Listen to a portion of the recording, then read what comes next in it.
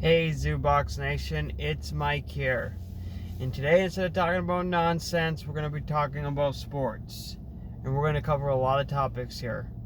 We're going to cover a lot. NFL started Sunday, Thursday, Chiefs versus the Houston Texans. I'll cover that one real quick since it was just the first NFL game. Good game, but the outcome was what I thought. I thought the Chiefs were going to pull it out. I mean, the Chiefs are going to be really good this year. I think the Texans will be good too, but the Chiefs are going to be one of the best teams in the NFL.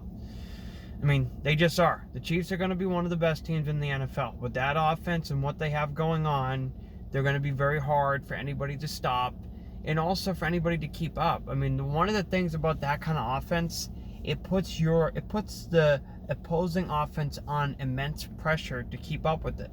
Even if you have a really good defense, even if the Chiefs' defense is not that good, you still have to score, and you still have to score touchdowns, and you still have to put up a lot of points because they're going to.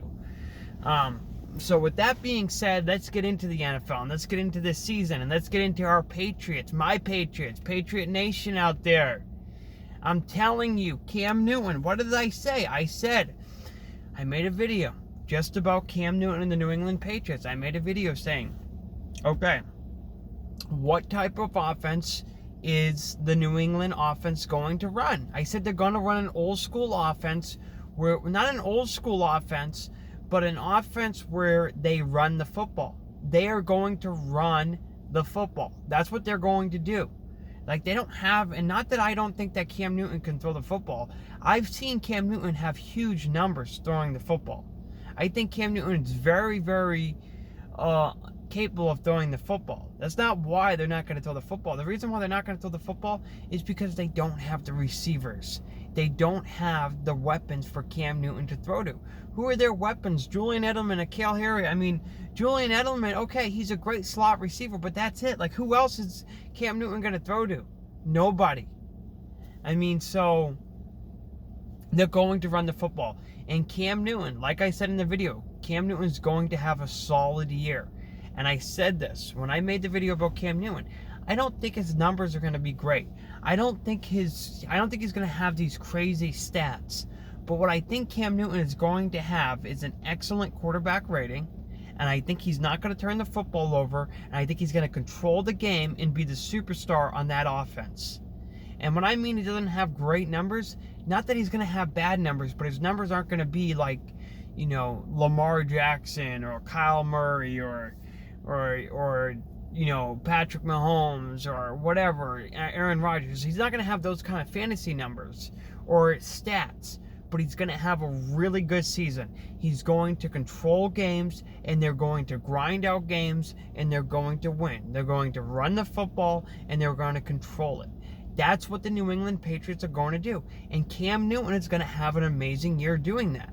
I know it. I mean, just with him and Bill Belichick and Josh McDaniels, Cam Newton found the best home for him. And the only thing I worry about is Cam Newton is him getting injured. If Cam Newton can stay healthy and stay on course, the New England Patriots, they can win that division. They can win the division, and they can make a playoff run if they keep on going in that direction and if everybody stays healthy on that team. Because they have the team where if they get in the postseason, they can grind out some wins. That's how they're designed. They're not designed as like this offense that's going to throw the football all over the field. No.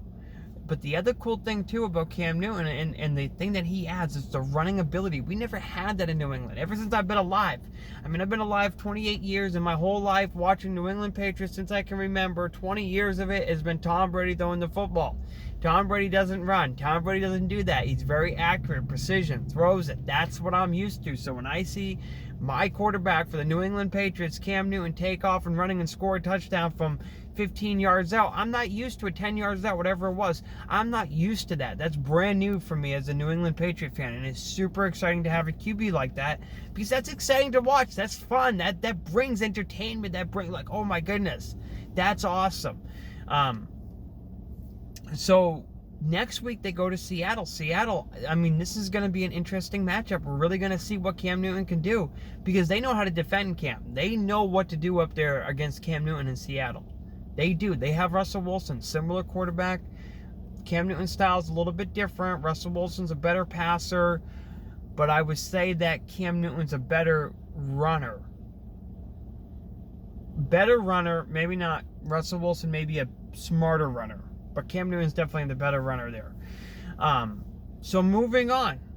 Okay, folks, I told you. Well, before I go into that, let's talk about Tampa Bay, and let's talk about Tom Brady. Wasn't the game that I didn't watch the game, but I listened to about 80% of the game on the radio when I was running. And I was listening to it, and I didn't get to see it, so I didn't watch it, but I did listen. And what I listened to was the Tampa Bay team as a whole, Tom Brady included, did not do that well. Like, what I listened to was missed blocks, horrible throws by Tom Brady, misreads by Tom Brady, defenses dropping interceptions, defenses missing assignments and letting Jared Cook get wide open, the tight end down the field, just things that I'm like listening to, and I'm like, what is going on? The whole team is not performing. Defense, the defense jumping off sides on fourth down, like 4th and 2 when they were going to punt the ball, and it's just like, oh my goodness. And then Tom Brady and, the 2 interceptions. And so I think it showed that they have so much talent and there's so much buzz around it, but the continuity, they don't have the chemistry. They don't all know each other yet. So, I think that's going to be interesting to see if they can figure that out, because they're going to need to. And, I made a video, and I'm still sticking to that video where I said the Tampa Bay Buccaneers offense is going to be one of the best offenses in the NFL. I'm going to stay with it because I still believe in it. I still believe in Bruce Arians. I still believe in Tom Brady. And I still believe in the talent level that they have on the offense, that they're going to figure it out. I think it's just, no preseasons, a lot of new parts there, a lot of, moving pieces, new running backs, new quarterback, new tight end, new offensive line. Like, there's a lot of things moving in that offense that are brand new. But, with Tom Brady and his work ethic and everything like that, I still think that they're going to be one of the best offenses in this league. I'm not going to give up on it. I know that it didn't show on Sunday. They did not look that good. They did not perform that well. But hang in there, people. Hang in there with the Tampa Bay Buccaneers.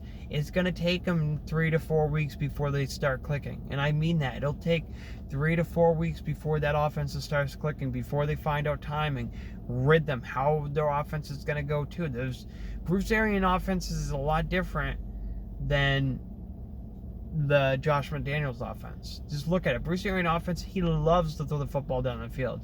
He takes shots. He deeps balls. He'll throw that's his offense. Offense is big time. Like, hey, we're going to go for it. We're going to take shots, where I think Josh McDaniels is a lot more conservative. So this is something Tom Brady's got to get used to. And then just that continuity and the chemistry there with Mike Evans and Chris Godwin. I think that needs to build. One thing that I did not expect is Scotty Miller. I know Scotty Miller, not personally, but I know who he is. And is Scotty Miller going to be the next Julian Edelman on that team? Is he going to be the next slot receiver? That'll be interesting because he was targeted a lot by Tom Brady. Tom Brady looked at him quite a bit. I was not expecting that. I was expecting Chris Godwin to play more of that role. But we'll just have to see. But anyways, let's move on. Move on to the thing that I told you. I told you, all fantasy players, all of you fantasy players out there, I told you, draft Kyle Murray. Please draft Kyle Murray. Draft Kyle Murray. You are going to love him as a fantasy superstar. Draft him. He's going to be a top 5 NFL fantasy quarterback. He is. This guy is just, when I saw, sometimes I just have a feeling. Sometimes I just have a feeling when it comes to fantasy, and it's normally only on one player. Normally every year I get this feeling. I'm like, oh my goodness, this guy's going to blow up. This guy's going to do really well.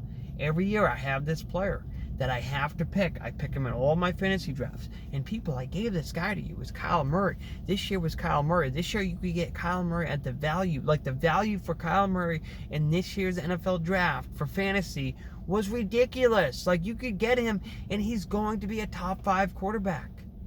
He's going to be a top 5 quarterback. And you didn't have to spend a second or third round on him. You weren't going to have to spend that high. You could have spent a 6th to an 8th round. That's where this guy was getting drafted. Imagine if you are in a fantasy team and you drafted Kyle Murray in the 7th round. Your team's going to be, I mean, if you built your roster right before Kyle Murray, Kyle Murray is single-handedly going to win people fantasy teams. I mean, he's going to win you championships. He is. And the cool thing about Kyle Murray, too, because like I broke it down, number one is offense. In their defense, not that good. So their offense is going to be on the field quite a bit. But also, they're going to be fighting for a playoff position, that team. That team may be bad, but they're going to be one of those teams that's like 8-8 or like 9-7, like battling for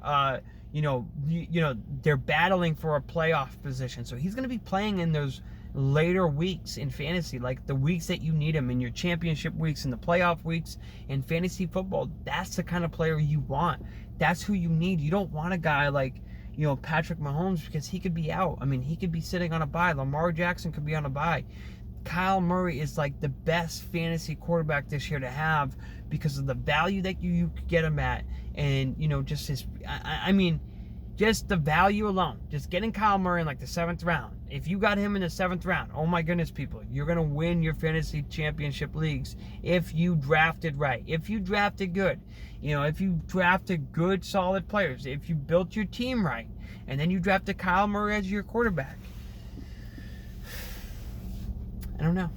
If you didn't take him, I told you to. I said take Kyle Murray. I said, please take Kyle Murray. If you passed up on him, shame on you.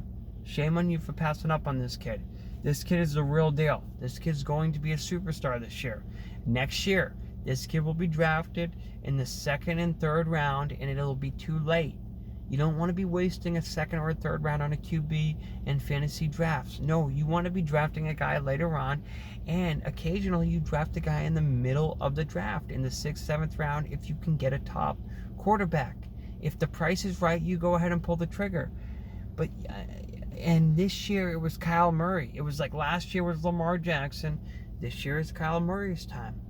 You should have drafted him if you didn't. And if you did listen to me, awesome. Anyways, I want to know what you guys think. I want to know your highlights of week 1 of the NFL. I want to know what games you enjoyed, what happened that you didn't think was going to happen, and just any general feedback. Also, please subscribe and leave a comment below and let me know your thoughts.